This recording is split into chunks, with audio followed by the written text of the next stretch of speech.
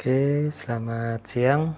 Berjumpa lagi di channel Gosip Saham, channel yang membahas tips tipis ringan-ringan tentang fundamental keadaan pasar dan makroekonomi baik nasional dan internasional.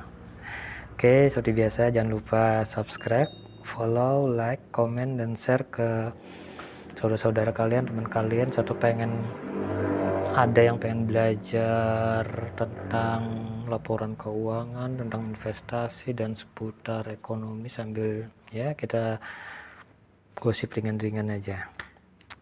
Yang pasti gak ada salahnya dengan belajar investasi, kita bisa ngikutin contoh-contoh orang-orang yang udah sukses, misalnya Warren Buffett untuk tingkat dunia dan untuk nasional Bapak Lo Keng Hong.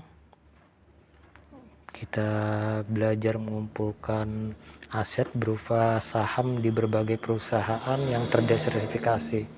Jadi bayangkan aja jika seandainya kita punya 1000 lot saham di berbagai perusahaan, misal di perbankan, energi, teknologi, di bidang consumer good.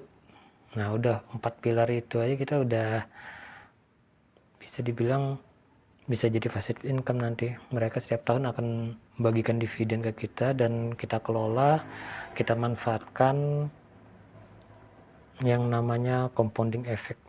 Ada yang disebut compounding effect adalah keajaiban dunia yang ke-8. Iya, karena dia akan bertumbuh terus, akan menggulung. Misal kita dividen dapat tahun ini, kita pakai sebagian, kemudian sisanya kita invest lagi, kita beli saham, jumlah lot kita bertambah, tahun depan mereka akan bagi lagi dan kita belikan lagi, otomatis itu akan menggulung. Dan seperti Warren Buffett memang ya dia bilang memang perlu waktu, tapi itu akan terus berjalan. Nah itu yang kita coba ikutin lah. Jadi bukan yang trading, karena trading itu misal beli sore jual besok pagi itu lebih, kalau yang gak ada kegiatan mungkin bisa aja sih trading itu, karena itu seperti pasar di mana ada penjual dan pembeli. Kadang itu juga bisa dijadikan sarana judi, cuman ya itu kalau penjudi itu dia nggak tahu apa yang dibeli, dia hanya menebak-nebak. Misalnya perusahaan A akan naik, dia beli sahamnya dengan harapan esok akan naik, ternyata malah kebalikannya, sahamnya turun dia langsung jual karena dia pikir udah kalah. Nah itu yang sebenarnya dikatakan judi. Kalau kita murni investor sih, kita cari perusahaan yang memiliki fundamental bagus dan sedang salah harga atau ada di harga yang wajar, sementara bidang usahanya punya prospek naik terus, itu yang kita investasikan dan kita menjadi bagian dari perusahaan tersebut. Itu yang murni namanya investasi. Oke, ntar kita cek email. Hari ini Senin 5 Mei, pasar udah buka sih ya, kita sempatkan waktu bentar. Ada info nggak? Saya tahu ada berita terbaru apa lagi. Ntar kita refresh. Oke, nggak ada ini, masih yang kemarin. Oke, kita cek pasar bentar. Di sini kita menggunakan aplikasi ajaib kesayangan kita, aplikasi yang lebih mudah lah sekarang. Kita jadi investor nggak perlu lagi harus ribet seperti zaman dulu. Oke, kita bahas apa hari ini? Kita lihat market bentar.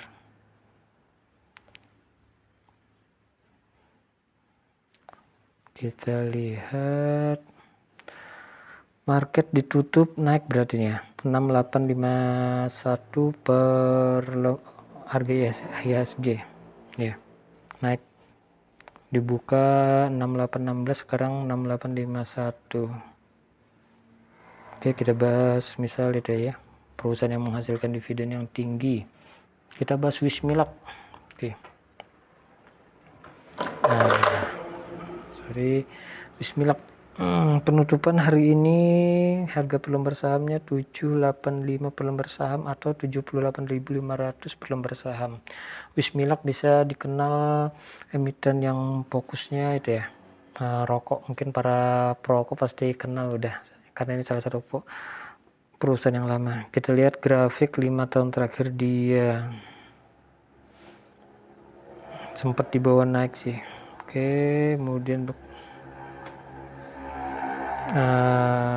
masih ya seperti pada umumnya perusahaan ada saatnya naik dan ada saatnya turun.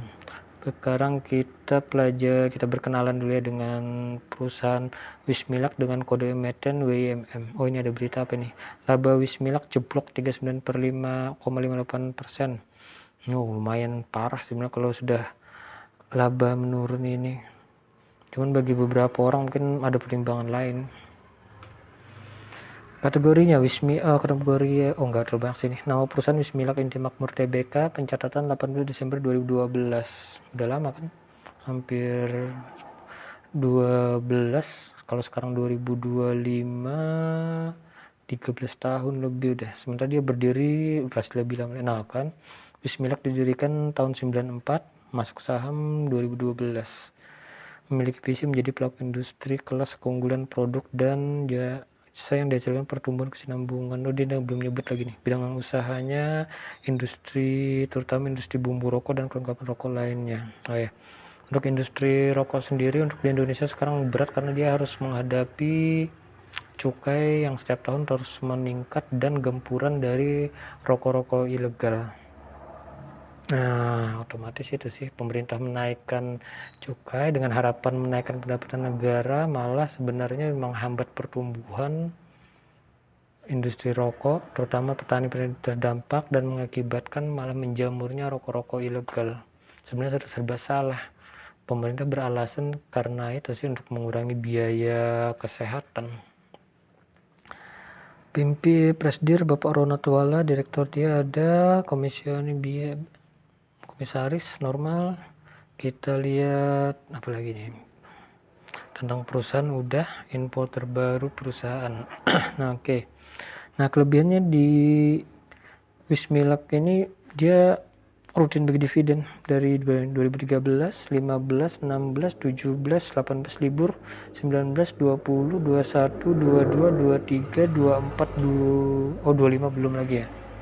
Berarti nggak lama lagi yang nih, bulan Juni. Sekarang bulan apa nih? Bulan Mei. Ya nggak lama lagi berarti. Dari sini kita bisa lihat dividen tahun 2003 72,90 per lembar saham, tahun 2004 107 per lembar saham. Artinya ada kenaikan dari 2003 ke 2004. Sementara untuk 2025 kita belum tahu kecuali kita lihat laporan keuangan dia. Cuma dari sini kita bisa ngelihat perusahaan ini rutin bagi dividen dan ada kecenderungan meningkat. Oke lah sampai 2024. Sekarang kita lihat udah selengkapnya nih. Nah, kita masuk ke bagian utamanya. Status dia masih baik. Untuk performan sendiri, Wismilak mencatatkan laba 6,29%. Sebenarnya belum double digit, cuman melihat peta persaingan dan pemasaran mereka di tengah daya beli masyarakat yang turun dan kebijakan cukai serta gempuran rokok ilegal, memang arahnya industri rokok memang agak-agak turun. Tapi kita nggak pernah tahu, yang pasti kadang manajemen juga pasti memiliki jalan keluar dari setiap permasalahan mereka. Mungkin dia punya industri sesuatu buat menggantikan industri rokok tersebut. Misal kayak HM Sampurna, dia kan juga jual vape sekarang ya, udah mencoba rokok elektrik lah agar tidak terlalu bergantung pada sektor rokok tradisional. Mungkin itu bisa jadi salah satu opsi untuk Wismilak sementara mereka masih punya laba lah. Untuk valuasi kita lihat PD 4,82, dia di harga murah, PBV 0,75 di bawah 1 sudah murah, EPS dia 142/24. Nah ini bisa dilihat dia masih memiliki potensi menghasilkan laba di harga per lembar saham dia 1.400. Sekarang kan harganya baru berapa? 1.400, sementara harganya udah. Kalau dari segi EPS dia under value ini perusahaan. Under value karena pendapatan menurun bisa jadi. Dan kalau kita percaya bahwa manajemen ini bagus, sebenarnya ini termasuk harga yang mungkin worth it untuk dibeli, tapi kita lihat lebih lanjutnya dulu. Untuk DER, nah ini bagus nih, DER dia 58% di bawah 100, artinya dia masih mampu mengelola keuangan dia. Nah ini bagian yang paling bagusnya ini. Dividen 107,1% ini untuk yang tahun kemarin ya, artinya oke, lanjut dulu.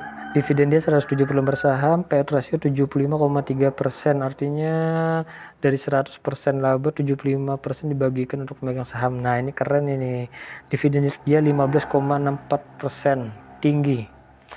Saat bunga simpanan bank 3% per tahun, misalnya inflasi 5-6% per tahun, ada perusahaan yang mampu menghasilkan 15,64% laba per tahun dan dibagikan. Jadi cuman ya ini tadi 15% ini di saat harga 1.007, artinya mungkin kalau di harga sekarang lebih dari 15 ini, bisa jadi 20-25%.